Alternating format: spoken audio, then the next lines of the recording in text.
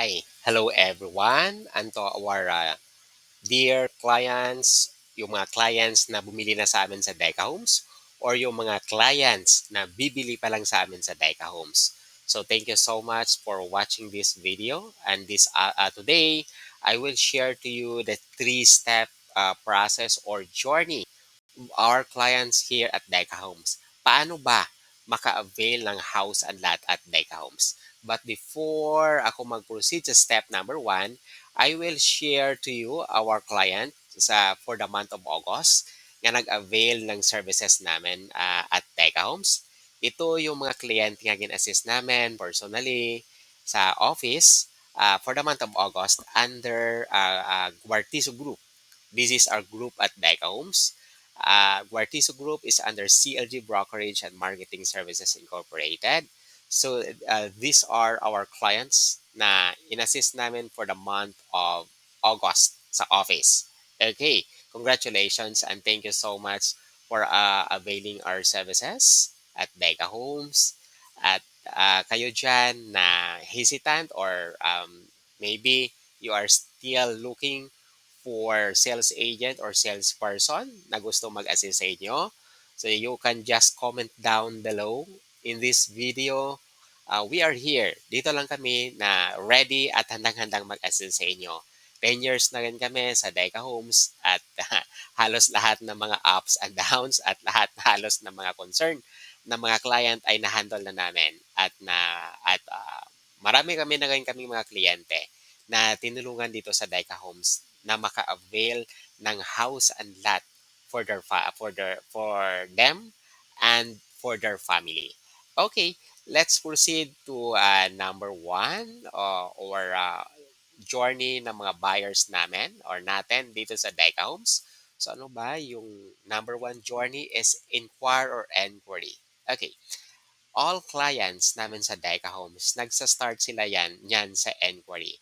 Nag-i-inquire sila regarding the unit, regarding our location, regarding our promo, regarding sample computation, regarding requirements. So marami-raming mga bagay ang dapat maintindihan at malaman ng mga kliyente. So yan ang pinaka first step process ng mga client. But during the enquiry period ng isang kliyente, masyadong importante din yung salesperson or sales agent na mag-handle sa kanya. So, dapat ang isang sales agent is approachable din, willing to listen, willing to adjust, kumaga, sa need ng mga kliyente at sa schedule ng kliyente. Okay. Dahil sometimes ang iba kasi medyo ano pa medyo medyo medyo it's not a good word po kami. It's medyo sarcastic ang dating ng ibang sales agent mag-assist ng mga kliyente. So, so during the inquiry process or inquiry stage, it is very crucial or important for the buyers to look for the best or if not the best, uh, importante lang yung sales agent na maka-cater ng needs niya during the process all the way and after the process or after the booking. Dahil ang iba kasi mga sales agents, so bato-bato sa langit naman ha. So after booking ng kliyente, wala na. So sa mga clients natin, be careful lang. I'm not telling you na dito kayo mag-inquire sa akin directly or sa aming group. Pero in the past 10 years of experience at Deca Homes, nakita nyo naman ang mga kliyente na ano sa amin, na nagtatrust sa amin. Marami-rami na rin ang mga clients na nagpapatulong sa amin, nagpapa-assist sa amin everyday.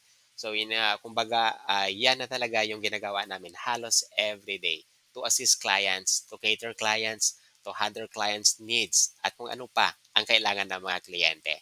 So, kung gusto nyo dito sa amin magpa-assist para sa house and lot requirements nyo, you can just comment down below or you can just send uh, our message inbox. You can just message there or you can just contact our contact number that appear on this page para ma-assist namin kayo at matulungan para maka-avail din ng house and lot sa Deca Homes. Okay, then after the step number one, After ng enquiry, dito tayo ma-proceed na sa step number 2. Ito yung pangalawang process or procedure na madaanan nyo dito sa Dyke Homes. Ito yung tinatawag nating site visit. Okay, site visit. Basically, ang site visit, tinutour namin kayo sa area. So mag-site tour kami, sa aming team naman, meron kaming sa aming firm, sa aming company, meron naman kaming standby cars naman. Meron kaming cars, meron namang talagang driver for the site visit. Okay. Pero hindi lahat ha, hindi lahat naman ng mga sales agent or sales person may mga service cars dahil iba mga baguhan pa lang o whatever.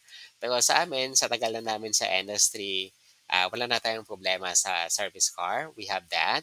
So kung gusto nyo mag-avail ng site visit, site tripping services namin for Daika Homes, we are open from Monday to Saturday. Yung schedule natin everyday actually start tayo at 8 o'clock. We have also 10 o'clock and we have also 1 o'clock in the afternoon. As to the meeting place, we have some designated meeting place also in Iloilo. Pag-usapan lang natin yan kung mag-message na kayo dyan. Just message lang sa inbox natin dahil ina-adjust naman namin yung meeting place sa area or sa location na mas malapit din sa inyo. Okay, so yan ang tandaan natin. Yung step number 2 is site visit. So remember, yung step number 1 is enquiry. Pag yung sales agent mo naman talaga na mag-assist sa inyo is sarcastic. So how can you move forward? Just imagine, no? Sa site visit. Okay? So, but anyway, you know naman siguro kung paano mag-assist, mag-assess, kumaga mag-assess ng situation. So, you can just check kung talagang um, you can work with that salesperson. Okay, nasa sa inyo naman talaga 'yan eh. Dahil pag ang decision making decision making sa pag-avail ng house and lot is a lifetime decision. So hindi ito ano talaga one night lang na pinag-isipan natin. So once magkamali ka, so medyo 'yon talaga ang ano natin. Sa sales agent pa lang magkaproblema ka na. Okay. So yun.